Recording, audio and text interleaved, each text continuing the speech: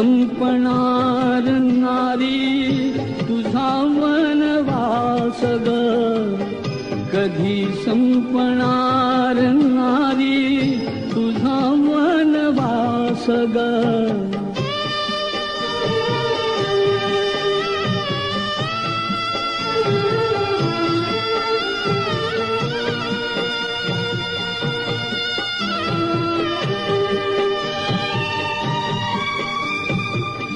जन्म देऊनी या गेली माऊलीची माया, माऊलीची माया.